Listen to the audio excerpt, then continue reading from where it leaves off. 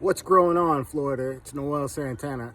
I've been doing farmers markets and I have sold out of my mulberry and my elderberry. So I am going to collect some mulberry clippings and then I'm going to dig up some elder runners. And I'm going to show you the whole process, show you how I do it, because I encourage everybody to do it. And some people think that's like saying do it yourself, don't buy it from me. And I would love for everybody to do that. I would love for more people to plant their own food and medicine. It puts us in touch with nature. It cuts down on our footprint in ways that you don't even think about firsthand until you really do the math and take a look at how it affects the economy and the ecosystem, and it's just good all around. So please do it yourself and I'll show you how I do it. All right, and here we have our Pakistani mulberry. They're longer, and this specific variety is supposed to be the sweetest of the red ones, because the Pakistani white mulberry is technically the sweetest, but the dark one is like the second sweetest. So we're gonna take clippings of this one first. And I haven't sold this one yet because I've been waiting for it to do good, and it's doing really well now. So we're gonna trim it back and at the same time get clippings to start. So we see there's the new growth from recently. This is the older growth from last season. And you want some of this. This is going to be like the best parts, but this actually will grow too, but only as like one piece. So from the new part, like right here, where am I at? Okay, from right here, the way up would be like one piece, but and then this piece could be one piece here,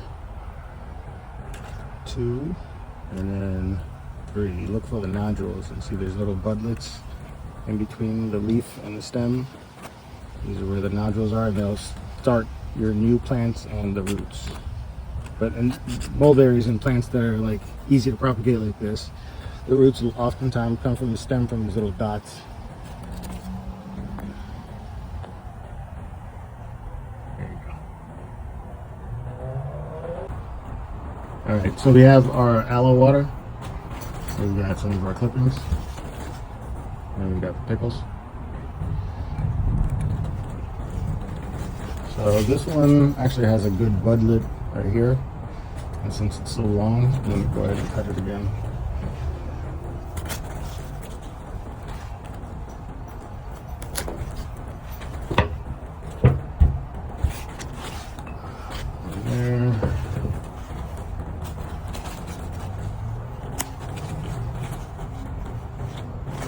I'll just leave this open.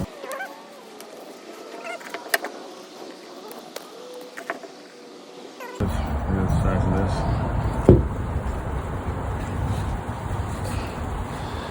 Bigger than my head. That's pretty big. We took all of our clippings, knocked all the leaves off of it, cut it down into good size, made sure that there was nodules and budlets ready to grow. Some of them I just cut the leaf instead of taking all the leaves off to leave less exposure to evaporate and a little bit to photosynthesize right away. You always want to make sure that your clippings are started in a either a shaded area or like a filtered light type of area. So I'll show you what's next. I just throw them into some neutral seed starting type of soil, and then they're off to beginning to grow little trees. Okay, so now we're doing the same thing to the ever-bearing mulberry. You can see there, I'm not going to keep that leaf, but you can see that they're smaller. The leaves are a bit smaller. Some of them could be big, but not big like the other one. The Pakistani mulberry has much larger leaves.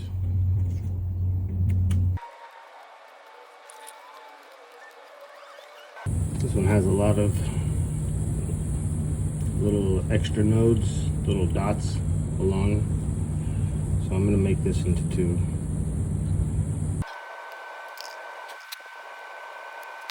Have ever-bearing mulberry clippings and their Pakistani mulberry clippings.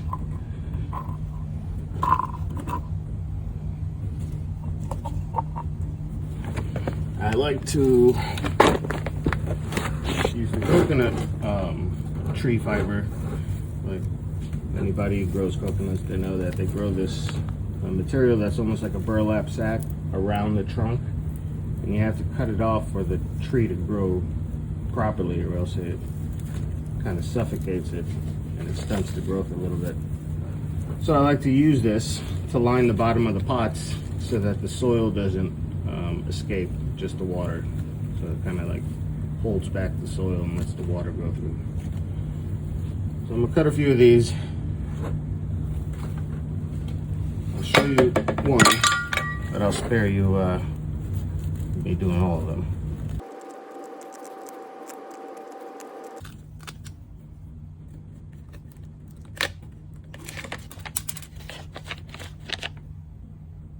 It just sits on the bottom, covers up the little holes so that the dirt doesn't go through as much.